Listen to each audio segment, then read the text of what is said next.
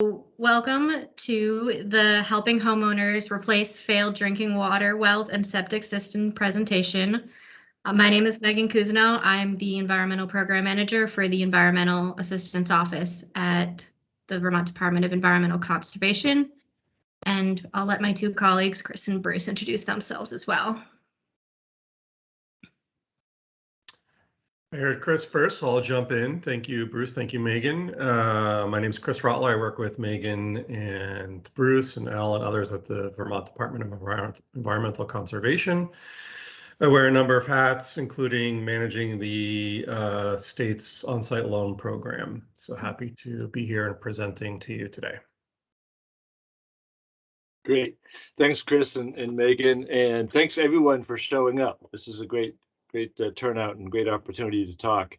My name is Bruce Douglas. I am the Wastewater Program Manager in the Drinking Water and Groundwater Protection Division, essentially responsible for the regional office program. Thanks. Elle, can you pull up the PowerPoint? Yep. So while Elle is pulling up the PowerPoint, just some general housekeeping to help with the webinar. If everybody could stay muted unless they're speaking, that would be really helpful to avoid any background noises. The webinar today is being recorded and it will be posted tomorrow on the agency's website. And one other thing we were kind of hoping for is to kind of get a feel for who's attending today. So if everybody could type their name, email address, and then their related interest into the chat right now. So if you're a homeowner, a designer, consultant, town, etc. Once we get that information, we will collect the emails at the end and make sure to send you all of the links that we put in the chat today, and it will also follow up with the recording of this presentation. So, Elle, can you move to the next slide? I think, yeah, so here's today's agenda. So first we're going to start off explaining what the ARPA Healthy Homes Initiative is. And then we'll talk about the connection between the Healthy Homes Initiative and the Environmental Assistance Office. Next, we'll move into what the criteria to qualify for the Healthy Homes Initiative is, followed by our funding buckets and the complementary funding sources. After that, Bruce will move into a technical criteria explanation and give some examples of the potential projects. And then we've left a good amount of time at the end for a question and answer session. During the presentation, if people would like to type their questions into the chat, we'll keep them archived there. So then when we get to the question and answer section, we will go through each of those questions, or we'll try to answer the questions in the chat as we go. Also, during the question and answer session, if everybody wants to use the raise hand function, if they can, that would be really helpful. So to move to the next slide. The Healthy Homes Initiative was formed because it was realized that some Vermonters have had their income disproportionately impacted by COVID-19, and they've seen their on-site wells or septic systems fail. So we have noticed that there's been a challenge in repairing and replacing these systems due to the cost, the access to water and wastewater professionals, and then also navigating the regulatory landscape. So this initiative is coming together to help assist Vermonters through that. So the Environmental Assistance Office is the proactive assistance program within our department's Environmental Compliance Division. The Environmental Compliance Division has two sections, the Proactive Assistance Office and then the Reactive Enforcement section. So within the Environmental Assistance Office, there's three sections, an Accessible Assistance section, an Outreach Assistance section, and a Community and Municipal Assistance. So the Healthy Homes Initiative is going to be falling within that Accessible Assistance section. And right now we're currently hiring an ARPA position to administer the Healthy Homes Initiative. And that's got two parts, this on-site section, and then also we're going to have one focusing on manufactured home communities. Next slide, please. And I'm going to pass it from here to my colleague, Chris. All right, thanks, Megan. So, yeah, the ARPA funds that have that were passed a number of months ago have allowed us to create a new grant program. And we're happy to talk to you today about the nature of the program and who is going to be able to qualify for the program. So, and we don't have any grant. This is the first time the state Vermont Department of Environmental Conservation has been able to offer grants. We currently offer loans, but grants is, it's wonderful that we'll be able to provide some grant assistance to Vermonters. So to qualify, you need to have a failed or inadequate water or wastewater system. The important angle there is that this is not going to be available for new construction. You need to have an existing system that has failed or is inadequate in some way. It's for residential owner-occupied properties, you know, that are not commercial in nature, and it's eligible for, you need to be in a single family house, or if you're in an owner-occupied multifamily unit, where maybe you have an apartment or a few apartments in your property, that you will be eligible if the system serves, you know, those units, up to 4 units in total. All right, next slide. So to look at the appropriation and the money that we're talking about here, $3 million has been allocated. Well, maybe allocated isn't the right, maybe allocated isn't the right word. $3 million has been proposed by Governor Scott for the FY 22, 23, and 24 Healthy Homes Initiative. $1 million has been appropriated by the General Assembly, so there's potentially $2 more million allocations that could come to this program. And the grant program itself, we are looking at awards between $2,500 to $20,000. That's grant money that does not have to be repaid. And the eligibility, the final eligibility criteria that was not mentioned on the last slide is there is an income eligibility for households. So we've broken out different tiers and different grant awards based on the 2 tiers. The maximum household income that would be eligible is 200% MHI. MHI is median household income. In Vermont, the current statewide MHI is around $55,000, $56,000 a year.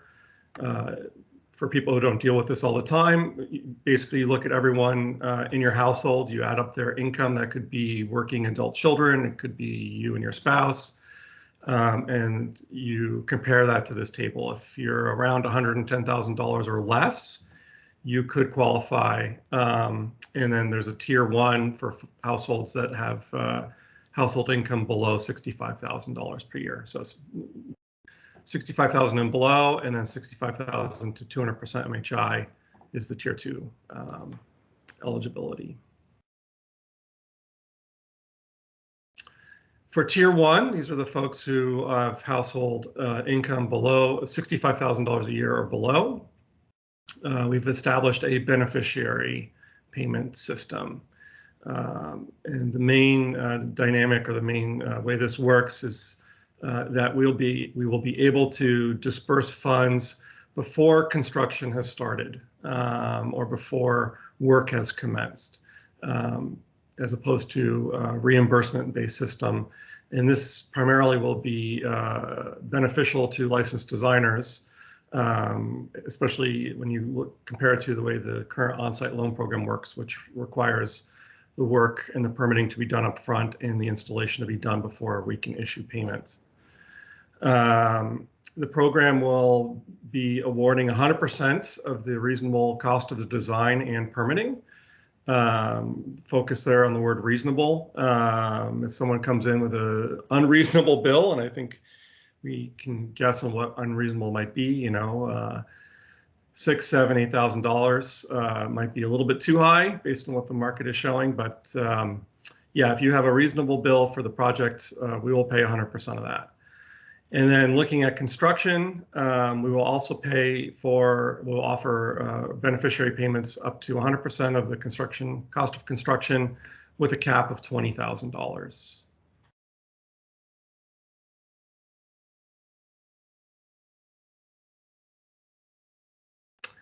And tier 2, households earning between $65,000 and the 200% MHI figure, which is about $110,000 a year, will fall into this tier 2 award system. This will be a rebate payment, meaning it will be a reimbursement. Folks in this category will need to provide the funding for the project up front and then can be reimbursed from this program based on the criteria here. Excuse me, and we are offering 50% of the reasonable cost of design and permitting in this tier. Again, focus on the word reasonable, and 50% of the cost of construction not to exceed $10,000. I see there's a comment in the chat about $20,000 for well repairs. Yes, there is an income cap of $110,000 for this program. There are other funding sources that are currently available, and this screen shows that. So this is not the only funding source that is available. It's just the funding source that we are creating here with the ARPA funds. If you don't qualify under this program, you can look to maybe one of these alternative funding sources, or of course a traditional funding mechanism. And the 3 programs that at least I'm familiar with, and I think these are the only 3 that exist, are the NeighborWorks of Vermont program, the Vermont Home Ownership Program, our program, which I manage, the Vermont A&R OnSite Loan Fund, and USDA Rural Development, which has an office in Montpelier, also has a loan and grant program.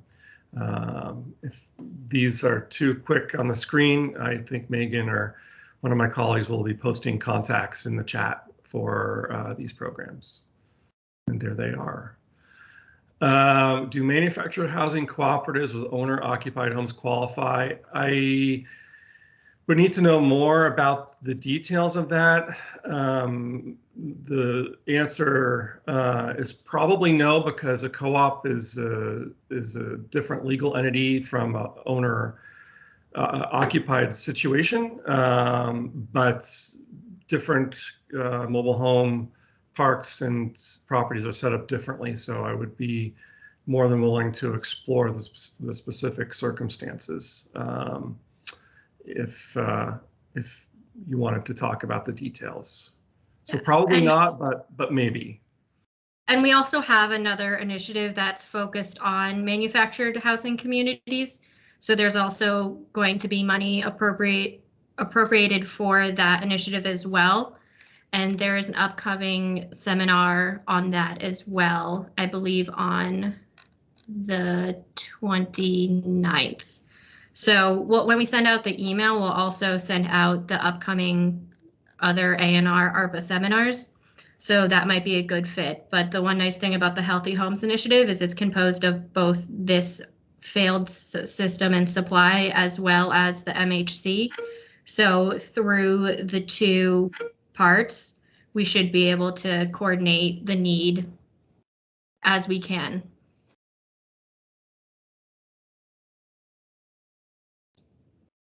And we're passing it to Bruce now to talk about what is a failed supplier system.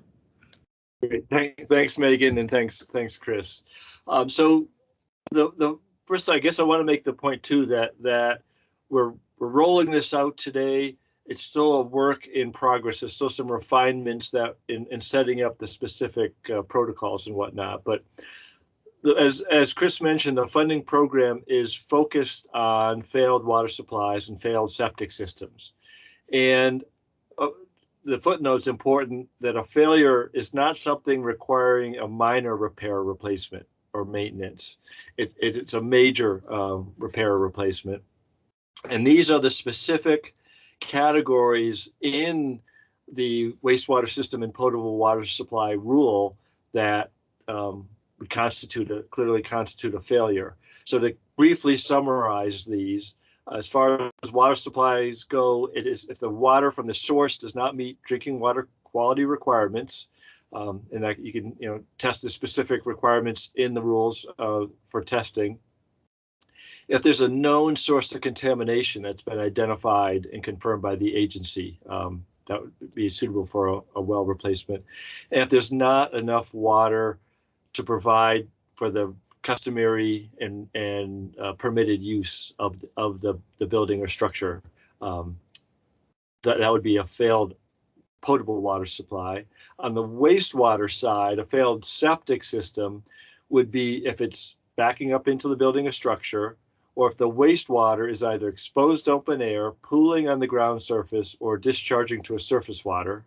Those would all be failures. And then finally, if it's contaminating a potable water supply well. So go to the next slide, please. So I'll just really give you some very high level, kind of a brief examples of what could be a failed supply.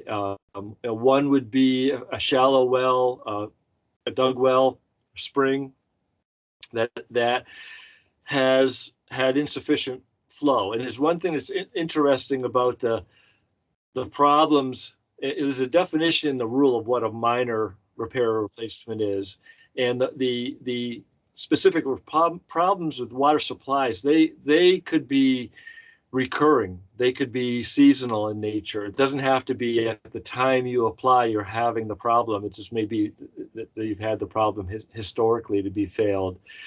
And I live in northern Vermont, and many folks on the northern tier have had a tough summer relative to water supplies, insufficient yield, and there's a lot of shallow wells dried up. Even bedrock wells had inability to meet the uses of the building or structure. And next slide, please.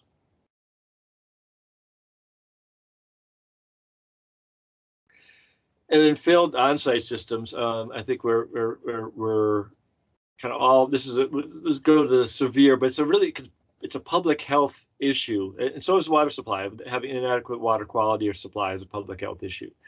Specifically, though, it's a very kind of a obvious public health issue when you have exposed wastewater on the ground surface. You can see here in this photograph, they couldn't mow because of the wet spot in the yard. The grass is taller, and that ponding of wastewater is a serious potential health risk because of not only of kids or dogs running through it and conveying it to others or themselves, but also of insects landing in it and landing on your picnic plates and food and whatnot. So it's a really serious issue we want to address, and this is a great opportunity to enable us to address it for the low and moderate income folks.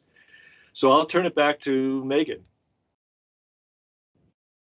Thanks, Bruce. So those were the basics of the Healthy Homes Initiative related to helping homeowners replace failed drinking water wells and septic systems. Just a couple notes. So in the chat, we dropped a couple links as we were talking. So we dropped the general website link to the ANR ARPA that explains each of the different sectors that ANR will be focusing on. We also dropped the link to the one that specifically focuses on the Healthy Homes Initiative, including the funding, the installation or replacement of water and wastewater systems. And we dropped the link to sign up as an interested party. So right now on our website, you can sign up to be an interested party. And through that sign up, we'll make sure to keep you updated as we go forward on the decisions as we continue to finalize them. I also dropped the links to the NeighborWorks of Vermont, the ANR OnSite Loan Fund, and the USDA funding. And finally, I'll put the link to the upcoming ANR webinars. And an update on that, the manufactured home community one is going to be on 11:30. So the link to that and the brief description is there as well. So I think that we answered a good portion of the questions so far. Chris and Bruce covered the income eligibility. We also covered the question about if manufactured housing communities will be covered. So that's something that we'll continue to look into, but there's also the manufactured home community focused funding. We have a comment about somebody asking to have better oversight over developing Vermont, to look at the strain on water supply. So I don't know if Bruce, I think that's a question about like the water supply and the droughts. Do you want to go into that any further? Sure. Well, just very briefly. So this program is focused on existing systems. It's not focused on expanding development. The goal here is if you have a wastewater system, a septic system, if you have a water supply, we're focused on addressing that. The bigger picture of well interference is a conversation be happy to have, but in a separate format, because it really doesn't apply to this program specifically. Yeah, thank you for that, Bruce. I think this one also might be for you as well, Bruce. What water quality standards will be used as criteria? Right, so that it's in the rules, subchapter 11 of the wastewater systems and water supply rules, and we could put that. Is that already going in the chat, or I can put it in the chat? The link to the rules. So I think it'll be helpful if you drop the link, Bruce. I'll do that. So it's arsenic, E. coli, fluoride, lead, manganese, nitrite are the primary, and total coliform bacteria, and uranium, the radioactive adjusted gross alpha. So that basically they're established in the rule of what makes a acceptable potable water supply, and those would be the criteria. Thanks. So the next question is, will income be based on 2020 taxes? I can answer that. I would say that the income verification has yet to be established. We'll probably be looking at a tax form of some sort, probably the homestead declaration, because we can also use that form to confirm that you are the owner-occupied resident of that property. And it also has tax information on it, your income on it. Typically, I would think we would use the most recently available form. So it really depends on when you're applying. If you're applying in April or May of 2022, we probably will be using the 2021 tax return, as that would be the most recently available tax data. Great. If that's not available, then we would look the year before. Thank you, Chris. So the next question, if a homeowner with a failing septic system was interested in retrofitting the existing system with an innovative/alternative system, could this ARPA funding program be used for that purpose? Well, again, it would. The criteria on the first page indicated that you need to have a failed system or a nearly failed system or inadequate system. So if you're a homeowner who meets the income criteria and your current system is failed or near failing or inadequate, that would be the first hoop to jump through. If you were just looking to replace a functioning system, this program wouldn't be available to you. If you were looking to install a replacement system, if you could I would say if you could permit it, then at least from my point of view, I'll let Bruce and others jump in. It makes no difference whether it's innovative or traditional, as long as it's permittable. Then I think it would qualify for the program. Thanks, Bruce. Do you have anything to add to that? Correct. I agree. Basically, we're looking at addressing the both public health and environmental needs of systems and from a technical standpoint. So improving a system is not something that would qualify for this program unless the system requires a major repair or replacement, and due to failure. Thanks. So the next question is, how is the cost of the replacement system determined? We have yet to establish that part of the program. I can tell you with the current on-site loan program, we receive quotes. We require 2 quotes from contractors. I'm not sure we're going to require 2 quotes, but I think it makes sense to get at least 1 quote to confirm what the cost would be. So next question, must the homeowner apply directly? How can community groups be in a position to help owners benefit? Yeah, I mean, community groups can help spread the word and be advocates for people. If you're able to help homeowners who need assistance in filling out an application, that would be a great bit of assistance, because not everyone has access to the internet, for example. So they might not be even aware of this event because they don't have Teams or a way to view this presentation.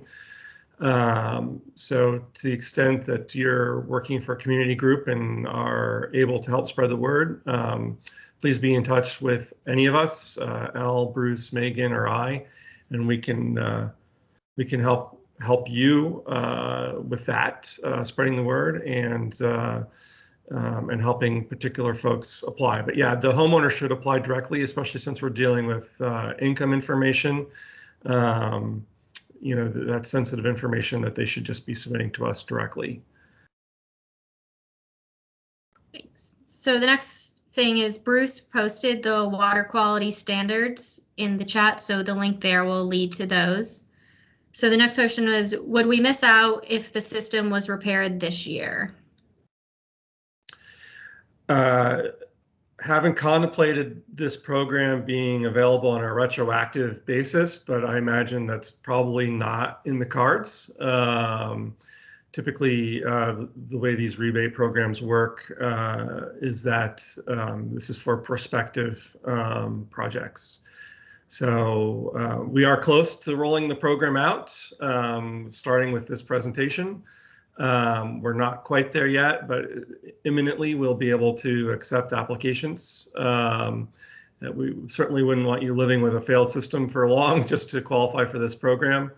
But I would not, if you really wanted to qualify, I wouldn't recommend you installing the system and crossing your fingers that this would be available retroactively, because I don't anticipate that's going to be the case. Thank you. So the next question, can you define household income? Is that the total amount of those that occupy the residence or just the applicant? It's all the people that live in the residence, in the household. So if you have a multifamily, I'm not counting your tenant's income, but in your household, the easiest way to look at it is a single family household.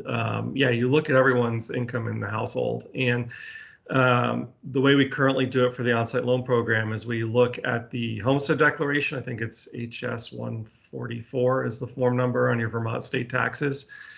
And that is not gross income. It's income after some adjustments. And I don't remember what the adjustments are, if it's adjusted gross income of your federal taxes with some Vermont adjustments. So it's not quite your gross income, but in terms of who is counted, it is everyone in the household that's counted in your household for tax reporting purposes.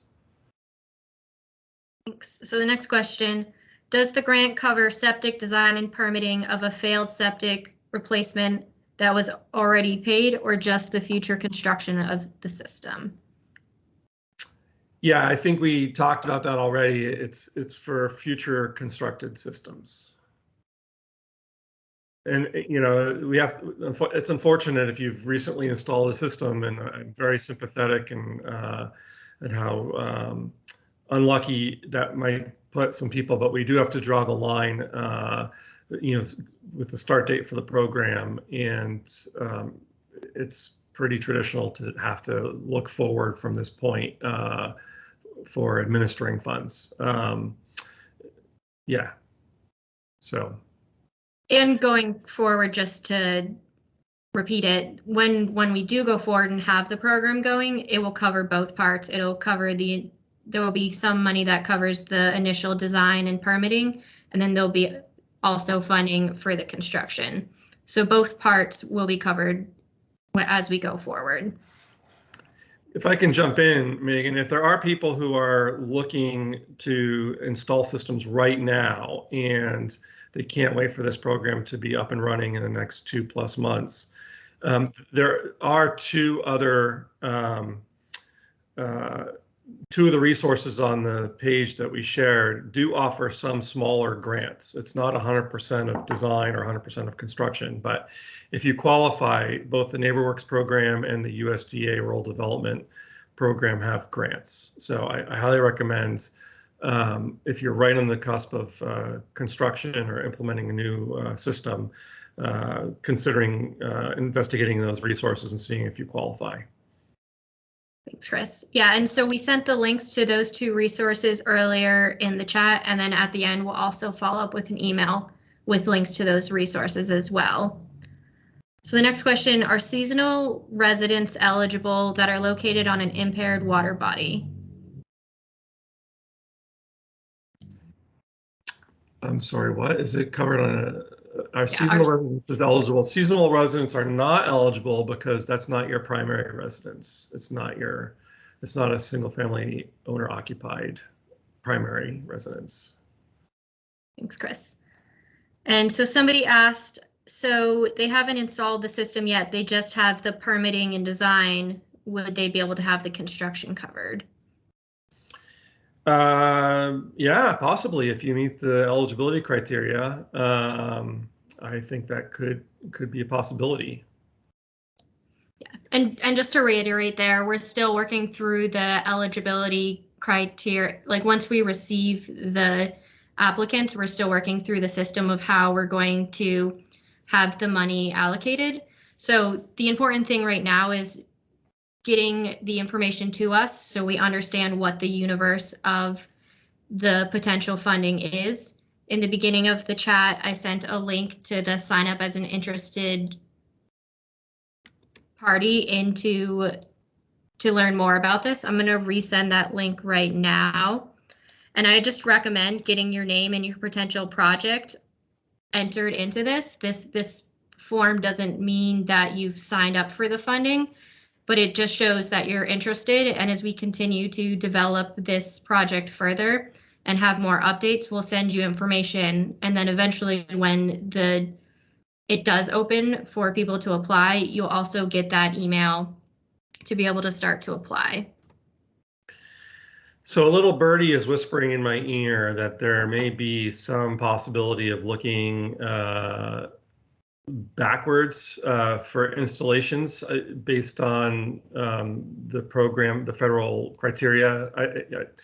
I'm not sure exactly what's possible in this space, so I just want to put this as a little placeholder for people. If you have already had a system installed, or maybe you've done the design and you've paid for it, and you're now looking to install the system, maybe the design could actually be covered.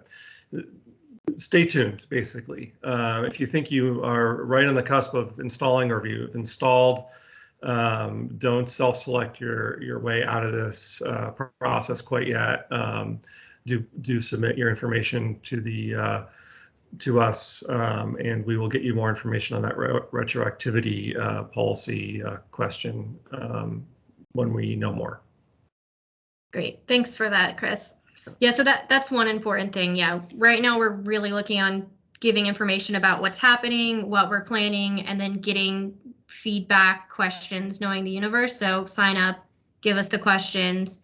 At the end, we're going to provide information about this and provide a contact. So anything that you want to send to us, we're going to keep communicating and collaborating as we go forward. We have a comment that says, it seems like one would need to get the design and permitting in order to get bids. Absolutely. I mean, a construction firm won't really know how to create a quote for you if they don't know what the system is that they're developing or constructing. So you for wastewater systems, at least, you probably need to get your permit ahead of time and work with your designer. Drinking water systems for residences don't need permits, so that comment definitely applies specifically to wastewater. But yes. If I could add, Chris? Yeah. Sure. I guess it's a good point. Which is one reason why for the low income category, we're covering the cost, the reasonable cost of design and permitting, or reasonable cost of design and consulting. And that is, we get you the permit and get you the plans to know what is the what the cost would be for the next step. So you can do it incrementally. You don't have to sign up for the whole permitting and design and construction. You could sign up for the design aspect of it. Yeah, there technically are two awards you could be eligible for: the design award and the award for construction. If you've already done your design work and for some reason you're not eligible based on the retroactivity policy issue, you could still qualify for the construction piece. It's considered a separate award for what it's worth. Question on the grant rounds. As mentioned at the beginning of the presentation, currently we have $1 million that's authorized for the program. There's an additional $2 million that could be on the table, but that would require the legislature approving that funding and the governor signing off on it. So it's been proposed. It's possible. It's been put out there as potential funding, but it hasn't yet been authorized. So there could be more than just $1 million coming in future years. And so the next thing, our Deputy Secretary Maggie said, if you're interested in the program, please enter your information on ANR's website intake form so that we can offer you more information. Yes, we'd love to hear as much that from you guys, and that link that I posted a couple up, the one that says forms.office.com, that's that interest form that Maggie is mentioning. The next question says, if the design included the failed system with a guest house dry well tie-in, will it cover the deletion of the dry well septic? I'll jump in there. I would say put your name in for more information. I can't make a specific determination, based on that information, but it's definitely worth submitting that into the inquiry website. Get your name on the list. You're getting all the updates, and that determination can be made more thoroughly. Yeah. Yeah, and so if anybody has any other questions, we can now open it up to if anybody wants to raise their hand or use the raise hand function, or if somebody just wants to unmute, or we can keep looking in the chat. I will wait another minute or two for people to have a chance to type in the chat. I'm seeing a hand. Let me get to that. Yeah, so I'm seeing the hand of Arthur. Yeah. I'm an engineer, and I'm really glad you're doing this program because over the years I've run into a number of very sad cases who could have used it. Just want to comment. We're getting towards the end of the construction season, and it's going to be very hard to do some of these more expensive systems in the wintertime, like a mound. And the other comment is $20,000 funding would be a little bit light for a mound. We've had some systems with on failed sites. They're difficult, that get very complex, and they go up. Sometimes you need pre-treatment, and you go up to the 40 grand range. Running the on-site loan program, I definitely have experience with some financing some more expensive, especially mound systems. And I think my most expensive loan ever was in the $40,000 range, $39,000, $40,000. There's no reason why someone receiving a grant couldn't also qualify for our on-site loan program if they met the eligibility criteria and mixing and matching funding sources. So one of the main hoops of the on-site loan program is you have to be denied financing from a bank or traditional financial institution, credit union, for example. So either you qualify for financing from a bank and you qualify for the grant, in which case the bank will cover the balance. And if you don't, if you're denied financing, then there are some other eligibility criteria. But if you met those criteria, you could then fund the balance with the on-site loan program to help get the project installed. So there are other resources, and then the other resources that were mentioned are also potentially available. So there are other ways to pull the financing together to make your project go. You know, it would be nice to offer very, very large grants, but I think, you know, we want to make sure that with $1 million, we're able to help a number of Vermonters.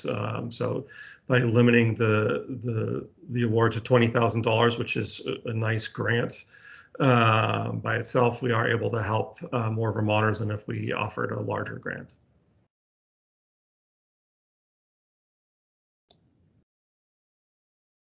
Yeah, and we have one more comment in the chat that somebody was quoted for a more expensive system around 37,000.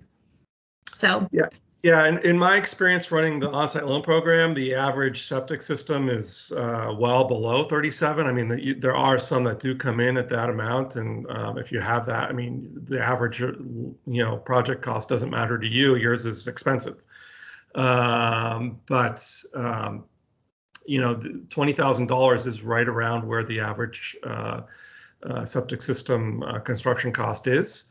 At least it was before all the inflation started hitting us in the last few months. But we'll be able to cover quite a few systems in their entirety at that level. And again, there are other financing resources available that will help get the project built and help keep it affordable.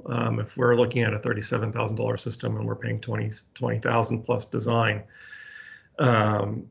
you know, we're able to basically cut the financing costs in half if you're only having to pay $15,000 or $17,000 in a 15-year loan, which is what the on-site loan program is. It does, you know, it's not as nice as a $40,000 grant, but we're trying to make it make the dollars spread, provide a generous award, but still make the dollars spread out a little bit more to help more Vermonters.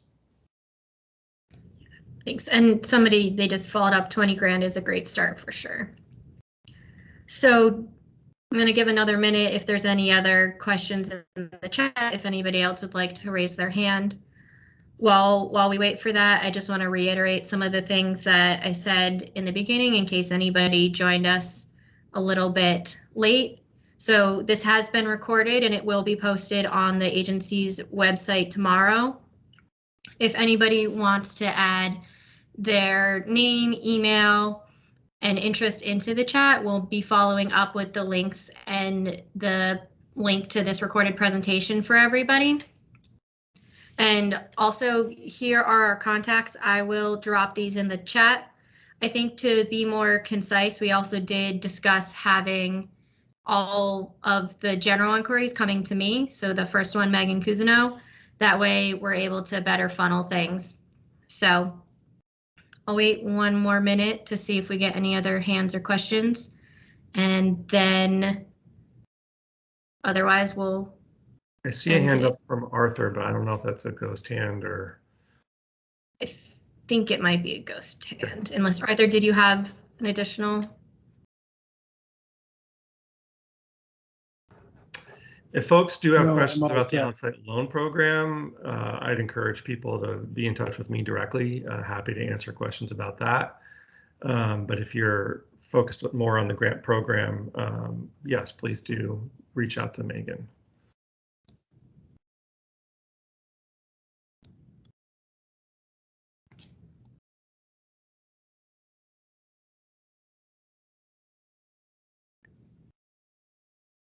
Okay, so in that case, I'm not seeing any other hands or questions, so I think we will wrap up today's session, and thank you all for attending, and we really recommend you signing up on our website via the form as an interested party. That will allow us to better understand the universe, and it'll also allow us to continue to provide you information and updates as we go forward.